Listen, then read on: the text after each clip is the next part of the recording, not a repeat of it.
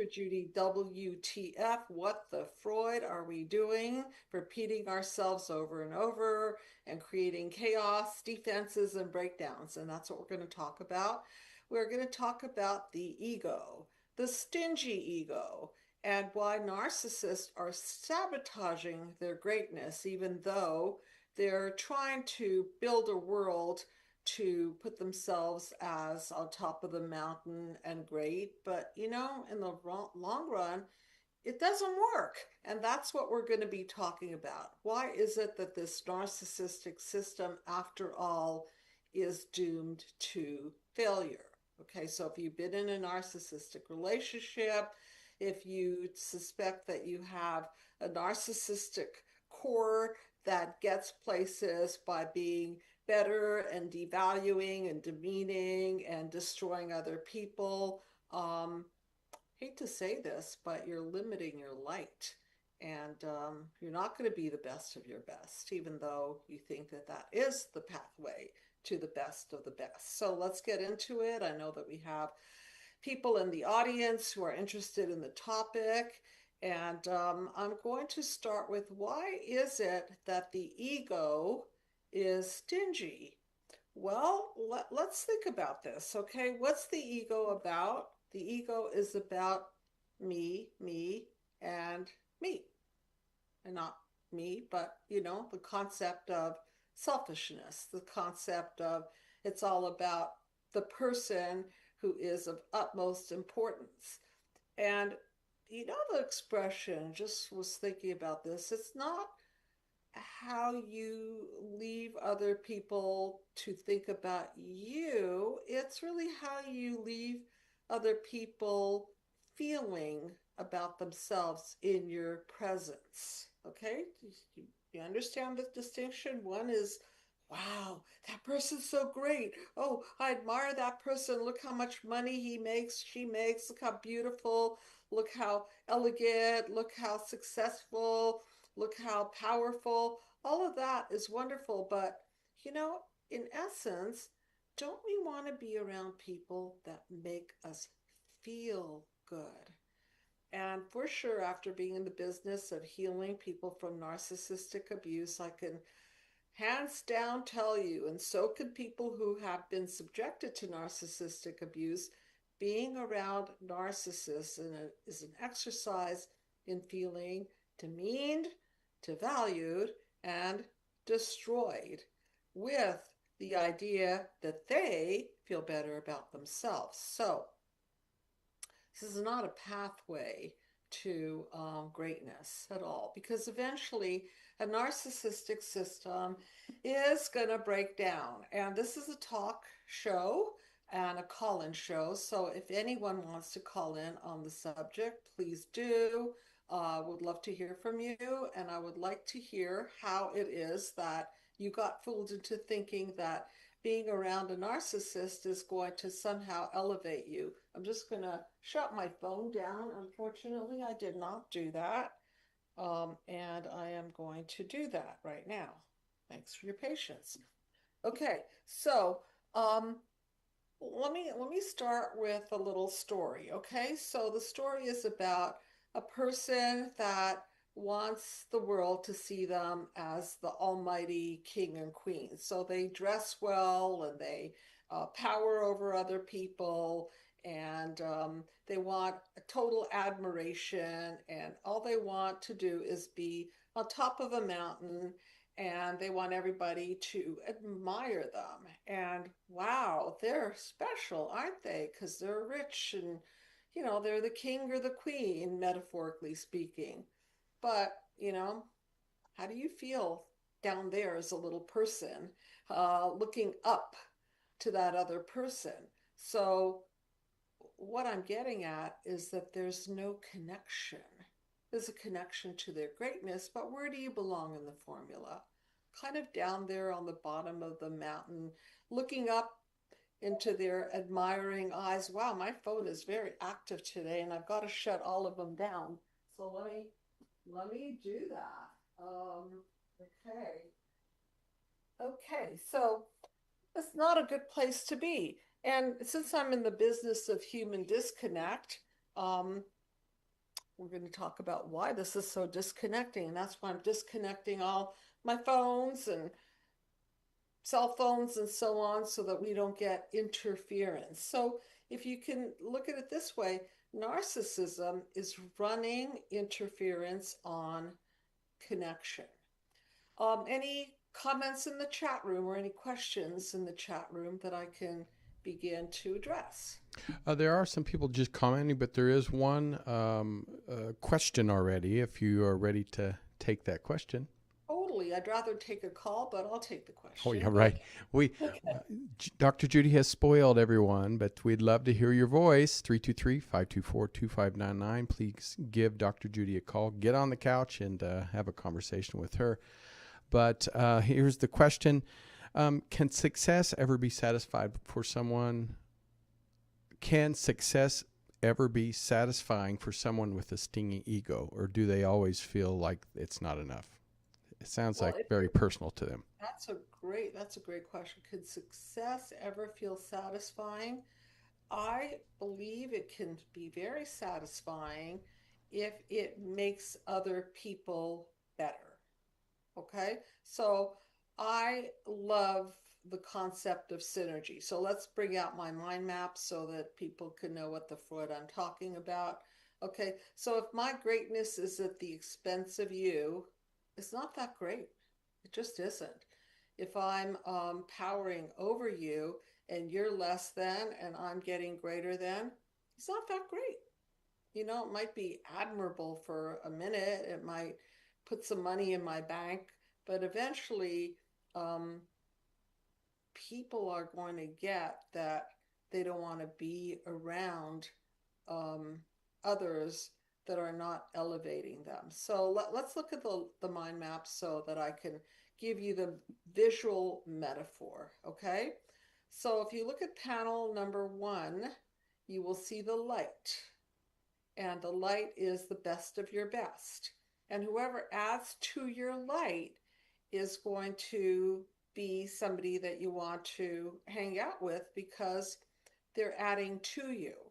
If they are shadows that take from you, then they're not, in essence, they're not synergistic. They're not adding to your light.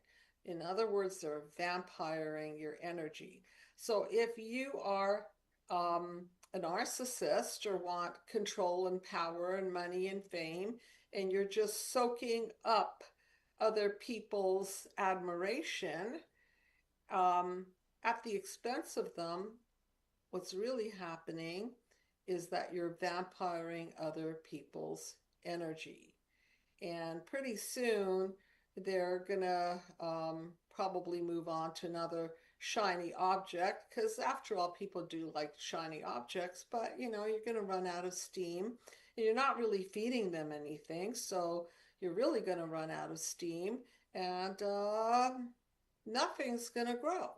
Okay, so if we look at it from the inception point, how does this even start? So that's why the mind map addresses childhood wounds that take energy away from the blossoming child. What does that look like? Well, it looks like verbal abuse. It looks like physical abuse. It looks like neglect. It looks like smothering. It looks like anything that doesn't add to the nurturance of the child, the mirroring of the child, the attunement of the child. I'm going back to Dr. John Bowlby, who's the father of attachment theory. So Dr. John Bowlby says that in order to have a healthy human psyche, we need to basically emotionally feed our children the best of the best. So they need to be attuned to, they need attention, they need unconditional love, eye contact, skin contact, breastfeeding in an ideal world. They need those connective elements to blossom. But in a narcissistic environment, what's happening is that narcissistic figure, whether it be a parent or anybody really in the person's life, is taking center stage, and they're literally not giving any room for anyone to be on the stage with them. Okay, so it's nice to watch the performance. Maybe you'll be entertained by the performance, but definitely you're not going to have any synergy with someone who is stealing the light.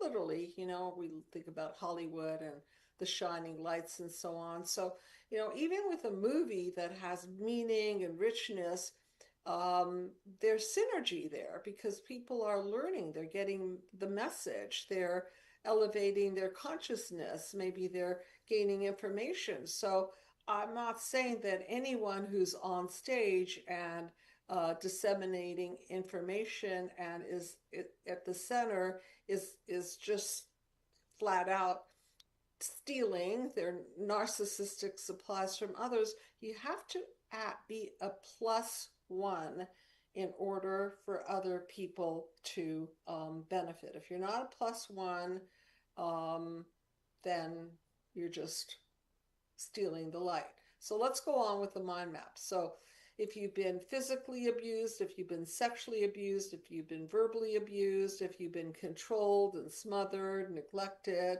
if you have parents that demean, devalue, destroy you, take from you, take your ideas, take your labor, okay? Anything like that, where you're not better as a result of the relationship, what's that going to do to your psyche? Well, let's move to panel 2.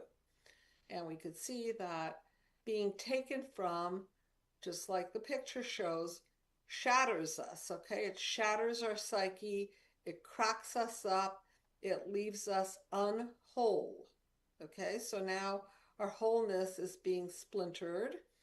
And then as our wholeness is being splintered, we lose perception of who we are becoming, and we fall victim to negative messages, which is now panel 3, and we soak in these negative, I call them infiltrations or psychological DNA. That's like a psychovirus because it takes over, and now you're getting messages that definitely don't leave you as the star. These messages are, you're not good enough, you're too fat, you're not important, you're a loser, whatever you do is not ever going to be satisfactory. So these messages are already leaving you to believe that you're less than.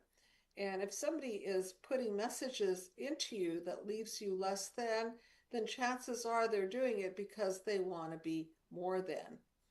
If they're saying to you implicitly or explicitly, you're not good enough, there's no synergy there. That's a one-upsmanship position that you want to keep away from. Okay, if somebody wants to give you feedback, that's different. If they want to tell you that they notice something about you that you have to improve, or they could, they notice something about you that doesn't feel right to them or doesn't feel right to the relationship, that's a conversation, and it could be a constructive one. And if you want to have that conversation, you can use what I created, which is the Peaceful Healing Dialogue, which is in my book, Be the Cause, Healing Human Disconnect, which you can either get a PDF copy of by reaching out, or you can buy a copy of by going on Amazon.com and just looking up Be the Cause, and you can purchase it right off of Amazon and then have a copy of it in your hands. Okay? So, is there a question here? There is a question, and I mean, I think we've all been in this position. Is there a way to work with someone who has a stingy ego without losing your own sanity? Is there a way to work with someone? Well, if you're a psychologist, that's Right. right. Right. But would I want to be in a partnership with that person? No, that's why they're called patients, right? They're not your friends. They're not uh, your lovers. They're, you know, hopefully not your marital partners, because those people are going to um, gain at your expense. And that's the narcissistic system. It's a win lose. Okay. So part of this beating down the person lose situation is you injure them, you crack them up, and then you leave them with horrible negative core beliefs that make them feel rotten about themselves. And now they're nice and low down there, so that they could worship you better. Okay. And then you dole out a little bit of love bombing or a little bit of positive reinforcement. And then you become the drug and you elevate them through compliments or through some kind of niceties. And then they rely on you to feel better because they feel so badly and they don't know how to make themselves feel better because they've been injured at the causal level, which has destroyed the structure of their burgeoning self. Okay? So that's how you make somebody the victim. Injure them, crack them up, beat them down. Okay?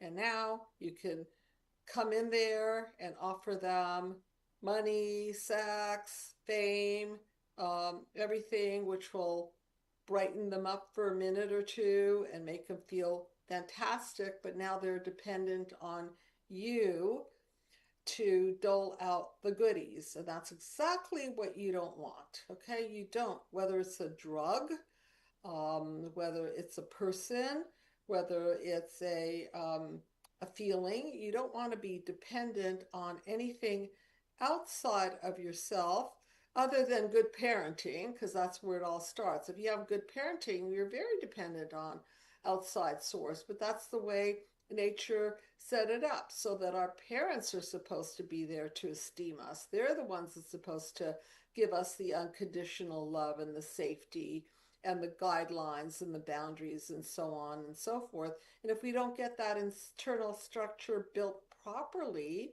then we have panel 3, which is horrible encoding and unsustainable sense of self. And that's where we're subjects to the slings and arrows of life's misfortunes, and the weak self is then attracted to the narcissist who looks so great and looks so powerful. And then we want that. And instead of getting from them an uplifting feeling, we're giving away our power to them so that we can be a part of what we think is an uplifting feeling, which is not an uplifting feeling at all. It's just an addiction to somebody that wants to be better than, so at the expense of our being less than. So look what this results in. Okay, so let's follow the yellow brick road of the mind map and see where this gets us, because as the title of the show suggests, this is not a win situation. So the narcissist is limiting their own light, and we'll get into why that's so a little bit later in the discussion. But the narcissist thinks, oh wow, I'm getting all the light, wow, I'm getting all the money, I'm getting all the fame, I'm getting all the sex in the world, I'm getting all the drug, sex, rock and roll in the world, this is great. Okay, and who are they getting it from? Are the people who are compromised. Okay, so it's not like they're getting it from other evolved souls who are in line with them. They're sort of like bloodsuckers off of the victims of these narcissistically abusive fallout material people that have been injured by their parents and love to be in the glow of fame, and in the process feel less than. Okay, so let's see what this leads to. So now we've got a false flailing sense of self, and the narcissist also has a false flailing sense of self because they're playing a bad game of life. They're really not growing, they're vampiring. Okay, so they're using people to vampire off of, and that's how they supposedly get rich and famous and esteemed. And then that leads to panel number 4, 5, and 6. So let's put those panels up there. So look what happens. So now the vampire, the narcissist, is sucking off of other people. And what happens to other people? The other people fall into chaos, and then they don't like the chaos that they're in, so they may go into defense mechanisms like cell phones, sleeping in, drugs, sex, rock and roll, all that stuff. And then at the end, they break down. But is the narcissist also breaking down, or are they truly elevating? So now look, they are ruining people in their wake, okay, because they've been ruined at the causal level.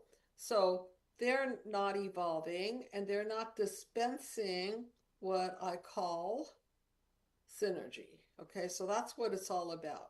Synergy is really what we need to be looking for. If we're not in a synergistic relationship, don't waste your time. So what is synergy? Okay, so let's move to panel number 7 and talk about why narcissists are not creating synergy. So if you look at panel number 7, you will see that there is interconnection, okay? There's a sense of sharing, and then there is light being generated. So in a narcissistic system, the only light that they're generating is light for themselves that they steal from other people, okay? In a synergistic relationship, it's a win-win situation. Everybody is sharing, everyone is evolving, everyone is supporting the other, and there is exchange of energy, exchange of ideas, exchange of great emotions, of connection. And it's actually panel 7, if you look at it, is a metaphor for growth and fertility. Okay, so it's only through synergy that we can grow. And so if a narcissist thinks that they can grow off of the skin of your back, then they're wrong, because there's no synergy in it. Okay, it's like an objectified relationship. It's like a system of using other people, but it is definitely not a growth system. So the only growth system is a synergistic system. And by not engaging in a synergistic system, the narcissist is limiting their opportunity to enhance themselves through the enhancement of others. So what kind of system are they really creating? They're kind of creating a black hole, okay? If this were, I think there's a question, yes? Yes, and I am going to put you back on screen so people can see you. Thank you. This one, I think we've all thought this. It says, Dr. Judy, I've seen people who are narcissists completely ruin their relationships, but still be very successful in their work life. Why is that? In your experience, do they tend to cause more damage in their personal life, or is it equally or pretty equal in both career and relationships? Well, what do you mean by success, right? You have to ask yourself that. Do they have a lot of money? Do they I think have they mean a more a lot of lot of money toys? and yeah. Like a lot of toys? Okay. Yeah, but yes, they may have all of the above. However, what they don't have is the most valuable human commodity, if you will. I'll just call that, yeah, for lack of a better word, no connection, Yeah.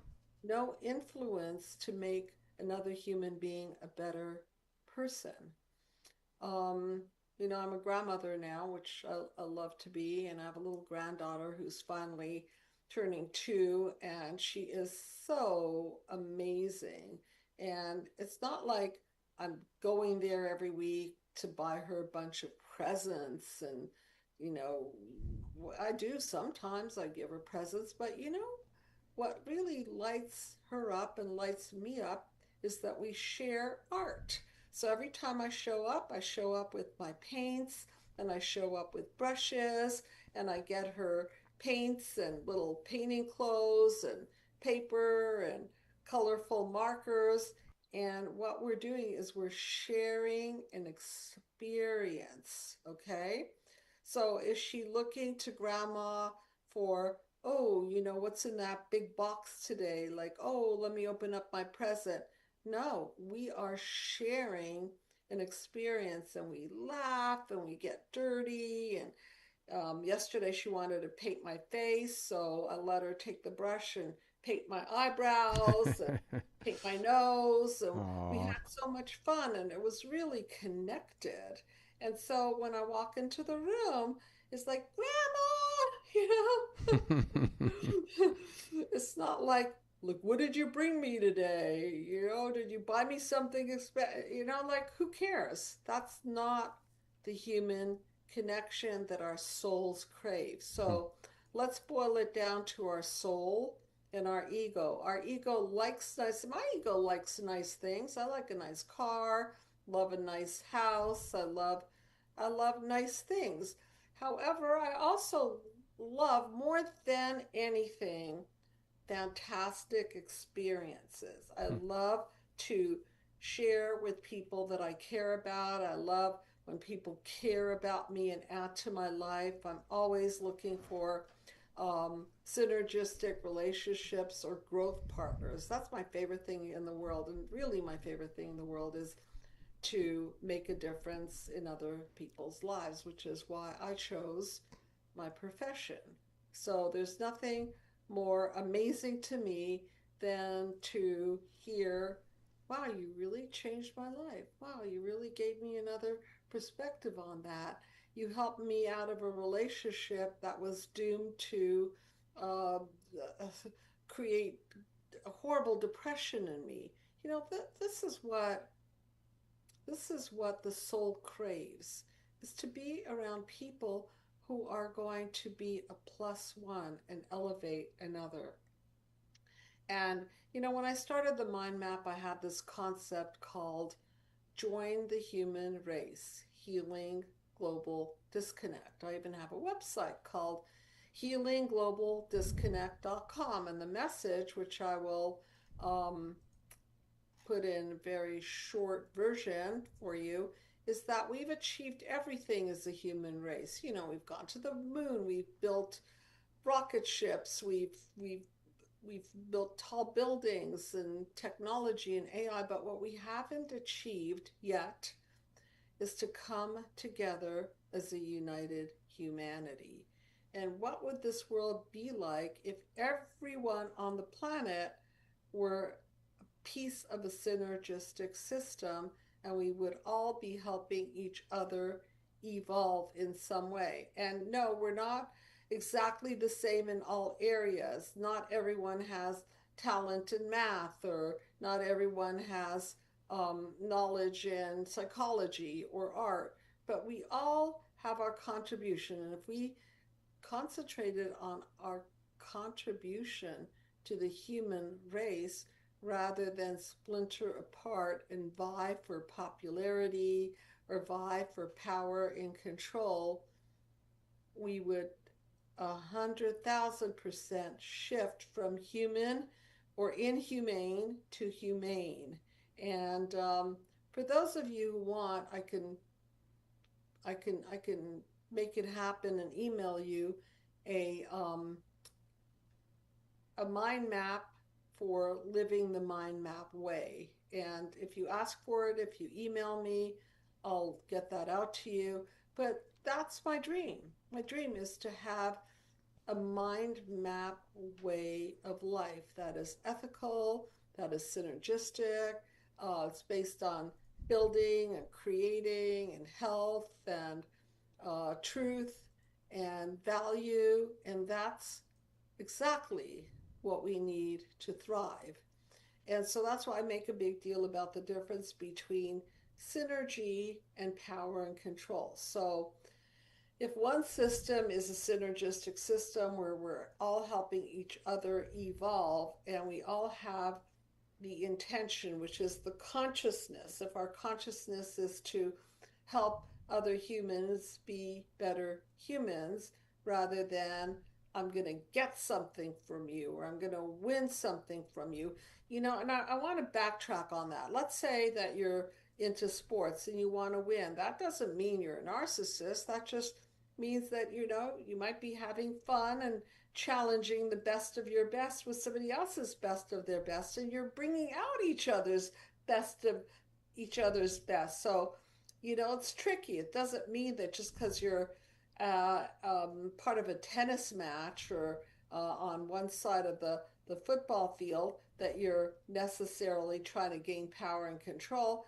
You're bringing your light to somebody else's light, and you're bringing that to sharpen your light and sharpen the other person's light. So I don't want to get you confused by the concept that just because you're on another team, you're trying to power and control over somebody, because the consciousness is about perfecting yourself and having other partners to play with so that you can become better and better at who you're being, and you can have other people on the other side bring out all of the sweat and all of the skills and all of the craftsmanship and all of the strategies which make both of you better people. So it is subtle. It's not just a one-dimensional way of explaining things. And if you have any questions about that, please feel free to call in or ask me. But I really do make a big deal about synergy as the only way to go here. And unfortunately, we're living in a very unsynergistic world. And we really have to watch who we play with and interconnect with, because if we're interconnecting with people who are unethical and inhumane and who don't have the best of the best philosophy and intention in mind, then we can't play with people who are sociopaths. Like, you could try. Even psychologists have not had very much success in converting a sociopath into a kind-hearted soul. Sometimes people are much too damaged to go through that process of paradigm shifting into empathy. So if a human being lacks empathy, then I think it's reasonable that you don't want to interconnect with that person. It's reasonable that you choose carefully who you want to interconnect with. And that's why it's so important to choose wisely and choose people who have empathy, or be a psychologist who helps people to develop their empathy so they can be better members of the humane race. And notice that I said humane and not human, because we're all human, but many are inhumane. And it's not your job to turn inhumane people to humane people. Just try to concentrate on your own humanity, your own humaneness, and help other people to bring out the best of their best. If you're a parent, you can do that by making sure that you give your children the nurturance, the safety, the unconditional love that they deserve, the boundaries, the mirroring, the attunement, because that's where it all starts, okay? And if we don't get that, then we're off to a very bad start, and that's how our psyches shatter and splinter, and that's how these negative core beliefs and destructive thoughts and uh, patterns develop. And so, really, what we need to invest in if we're going to survive as a human race, we have to invest in being the best parents that we can be, because that's what gives light to our future generation, and that's what we have to build. So that's where all of this is going, right? Is that eventually, if we're going to procreate, we want to do it with the intention of connection and not just uh, bringing people into this world and, proverbially speaking, hand them um, a cell phone as a pacifier, for example. And we have another question, so please go ahead. Yeah.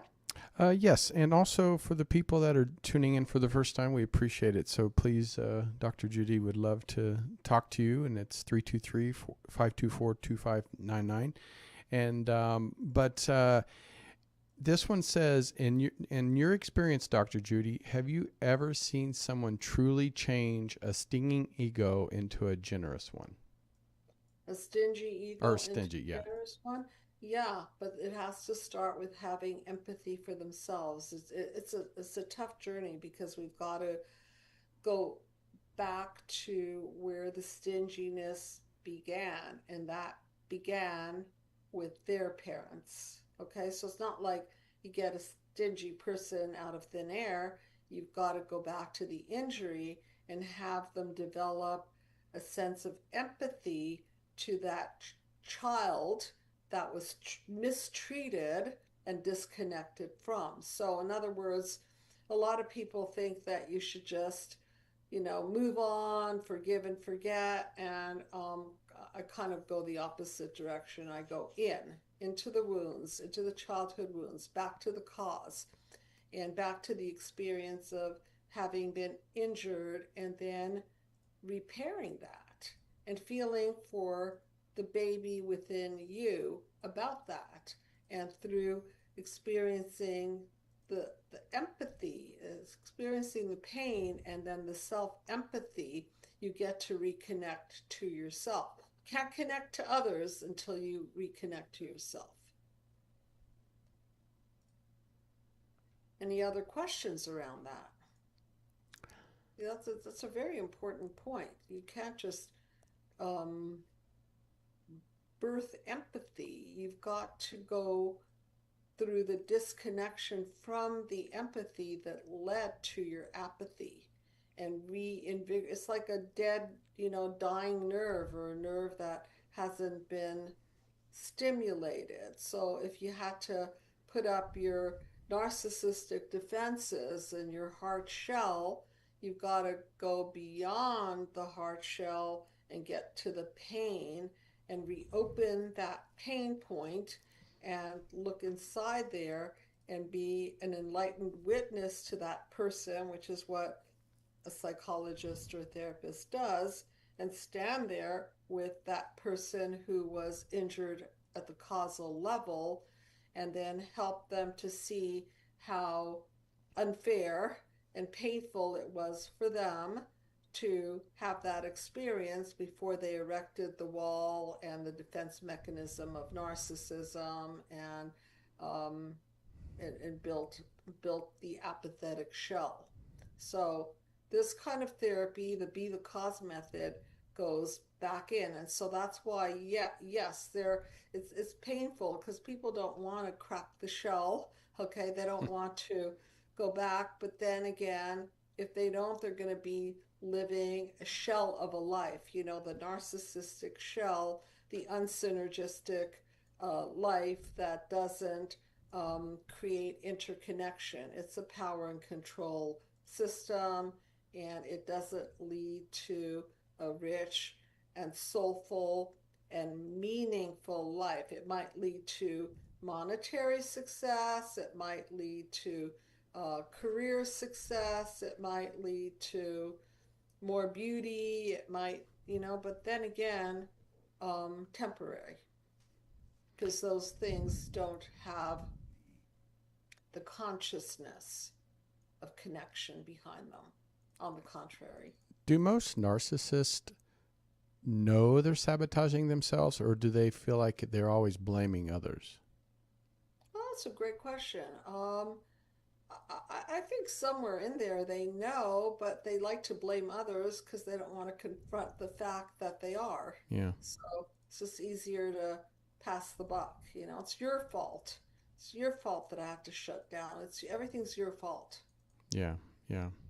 Right. And how? Yeah, that is. I mean, because somebody else was saying, does this always stem back from childhood? I can't imagine if from childhood, and let's say 60-year-old, how does one even? I mean, for 60 years, that's all you've known. How do you even get that clean slate of saying I'm not going to be like that anymore? That would be tough. Most people don't want to bother. They Yeah. just think, okay, I'm just going to keep on my system. I'll keep drinking. I'll keep smoking. I'll Wow. keep using other people. I'll keep building walls. I don't want to. Yeah. So unless they have somebody in their life that's going to crack the narcissistic shell or challenge them Right. somehow, okay? Or they're going to have to break down. They're going to have to break down because in panel 6 we talk about break down or break through, okay? So narcissism is a pretty hard shell, so it takes a lot to break them down because here's the thing with narcissism. When somebody gets feedback, a non-narcissist will sometimes welcome the feedback and say, thank you for your observations. I could really grow from your advice. I appreciate your insight. But with narcissists, they don't appreciate the insight because they look at it as a personal attack. So self-reflection and any kind of feedback is deemed as a criticism. Why? Because they were probably criticized the crap out of when they were little. So they built up a wall against feedback, specifically criticism, but anything sounds like criticism to them. So they generalized feedback to mean criticism, and then there's no allowing that in. Okay, so you see how they limit themselves because they can't grow.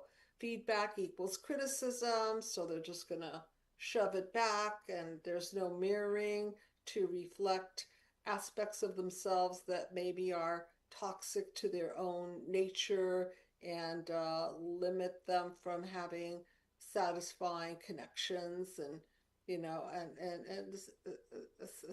a meaningful life. So they might have a successful life, they might have a controlled life, they might have a life that other people admire, they might have a life that people write biographies about. Um,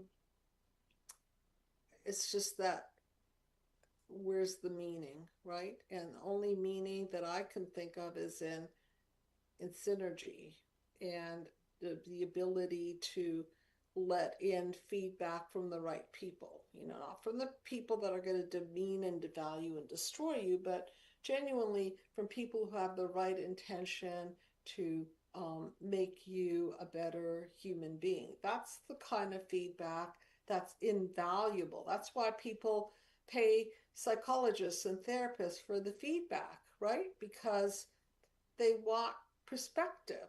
And narcissists don't want perspective because it's deemed as painful criticism. Again, tracing it back to the cause. They've probably been put down and demeaned, and they've confused any kind of feedback as a way to criticize them. So it's almost like they've developed an aversion to feedback. And so going back to the topic, how do narcissists limit themselves? Well, they limit themselves because they are hardened, they have a shell, they don't experience a welcoming sense of feedback, and so they can't grow because there's nothing coming from the outside in. They're impenetrable. Okay, so the mirror doesn't go two ways. It's just like a one-way mirror, themselves looking at themselves, and that's it. So no synergy. Is Let me ask you this because it brings up a question. Because is there a difference between someone that's a loner and a narcissist? Yeah, I think so. I think there are a lot Because of people that are alone and they don't necessarily um, want to demean or devalue and destroy other people. right, They right? they just want to Does be left alone. They just want to be left alone, and it's sad, but the human race is not the most wonderful species. I mean, that's Right. why I have two amazing dogs, is because I enjoy the canine species. I do love human beings if they're synergistic, if they Right. want to add to my life, if they want to grow. That's why I do enjoy being a psychologist, because the people who come to me are on some level humbling themselves. That's another quality narcissists don't have. They don't have humility. So Mm, they can't say, you know what, I have a problem. And this problem is keeping my heart apart from another human being that I think I want to be with. But, I'd rather stay sheltered. I'd rather stay in control of the relationship. I'd rather just be the boss rather than be a partner, right. right? Mm-hmm. Power and control versus love and intimacy. They are on different frequencies. Somebody in the chat room, share a wish says, meaning like me, the loner. Like, say that again? Share a wish is the YouTube name, says like me, meaning uh, is the loner versus Yeah, it the doesn't narcissist. mean that you're a narcissist. It, Yeah. might be that you've been really hurt by narcissists Yeah. and you don't want to share yourself. But like even in that state, you could still have a desire and an intention to seek out people who are more generous and kind in spirit. And maybe there are people out there for you to interconnect with and um, be a growth partner with, and maybe you can try to add to somebody's life in a way where they'll appreciate you, and then do same back to you. Hmm. That's synergy. Wow. Yeah, so we're living, in a time where we're not really playing the best game of life. You could see this on a global scale. We're not playing the best game of life. We have so much money on the planet and so much beauty and so much food and good energy and intelligence. And if we could just bring it all together and everybody share with each other and make a human race, join the human race, and not splinter off into isms that separate. Okay, and that's really tough because once you've been hurt and once you've been, wounded to that degree, you want to separate yourself and you want to protect yourself and you want to power over other people. And, it's not the greatest system. So it's up to us now to create a humane race. And my intention years ago was to create a system on the planet called Join the Human Race, Healing Global Disconnect. And I think we need to achieve that in our hearts and in our consciousness, that we are all interconnected. We are part of a human race, and it is our choice to be humane or not. And no politician, no philosopher, no, not, nobody can really dictate that. It's just that we are the cause of Mm-hmm. choosing humaneness over disconnect and worse, destruction. So, what I'm saying is take it upon yourself and be the cause. And so, if individually we go on a healing journey, I was just saying to somebody yesterday in one of my sessions that if we can get to the point where it would hurt me to hurt you, we're on the right track. It would hurt me to hurt you. I don't want to hurt you. It would actually cause me pain to cause you pain. And that's empathy. Okay, and that's where we want to get as a humane race is we don't want to hurt each other because we're really all in this together and we share the planet and we share this field of energy and consciousness. And so each of us has to mind our consciousness and create a humane contribution to the human race. So any other questions or comments, or we keep ending back up to join the human race, or at least I do, because this is a very, very important thing that we have to challenge ourselves with on the planet. We're all led by different philosophies and systems and so on, and I'm suggesting to get into a system of humaneness, humanity, and let it hurt you to hurt other people. It's not right to hurt other people. So why would you want to enjoy hurting another human being? If you don't want to be around that person because they're not good for you, then good, choose not to be around them. It's just that we're all in charge of our humaneness. So I'm putting you guys in charge of being humane and to feel the pain of other human beings so that you can sharpen your empathy. You could develop your empathy and steer clear away from your narcissism and steer clear away from power and control and